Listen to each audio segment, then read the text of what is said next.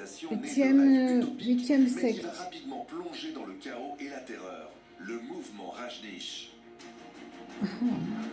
Dirigé par Bhagwan Shree Rajneesh, ce mouvement commence comme une communauté spirituelle avant de devenir une puissante secte qui va orchestrer la plus grande attaque bioterroriste de l'histoire des États-Unis, empoisonnant des centaines de personnes à des fins politiques.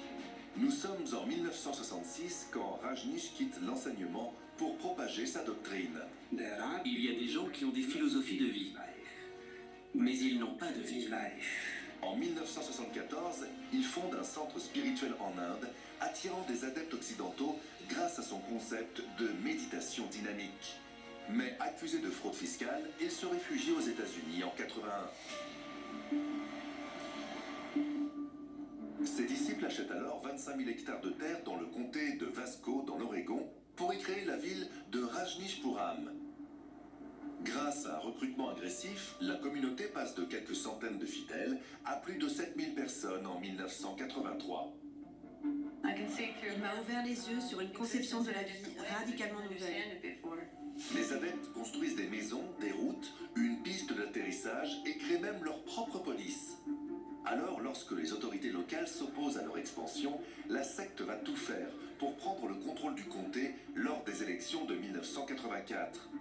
Mahanand Sheela, le bras droit de Rajneesh, lance une attaque bioterroriste inédite, empoisonnant des centaines d'électeurs pour favoriser la victoire des candidats soutenus par la secte. Les disciples se procurent des salmonelles auprès d'un laboratoire spécialisé, prétendant l'utiliser pour la recherche. Cette bactérie infectieuse provoque fièvre, vomissements et déshydratation. Dans les cas les plus graves, la salmonelle peut passer dans le sang et causer une septicémie, une défaillance des organes, voire la mort. Entre août et octobre 1984, les Rajneeshis contaminent la nourriture et les boissons des magasins et restaurants locaux. Ils empoisonnent même les réserves d'eau et tentent d'atteindre les responsables du comté. Non seulement cette tentative d'éliminer leurs opposants échoue, mais en plus, les enquêteurs remonteront jusqu'à Rajneeshpuram, révélant au grand jour le premier attentat biologique perpétré sur le sol américain. Par ailleurs, au quotidien, la secte exige une obéissance absolue. D'anciens membres raconteront que les dirigeants ajoutent secrètement des sédatifs et des hallucinogènes à la nourriture ou aux boissons pour soumettre les récalcitrants. Quant à ceux qui tentent de fuir, ils risquent passage à tabac, isolement, travail forcé ou excommunication. Le gourou les coupant de leurs proches restés dans la communauté.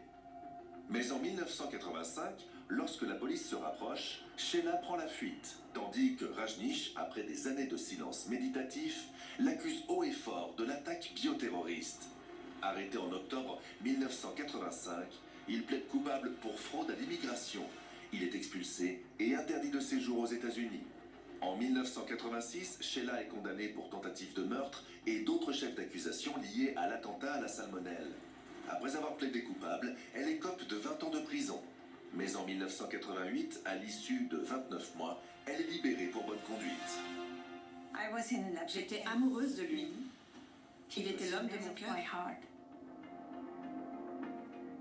D'accord. Vous vouliez donc répandre les enseignements? Oui. Rajneesh meurt en 1990 d'une insuffisance cardiaque à Pune en Inde, à l'âge de 58 ans. Son mouvement, né d'une quête spirituelle, a sombré dans la criminalité, aboutissant à la plus grande attaque bioterroriste de l'histoire des États-Unis. Des centaines de personnes hospitalisées, des milliers de vies bouleversées et une petite ville de l'Oregon plongée dans le chaos. Tout ça pour une prise de pouvoir avortée. Septième.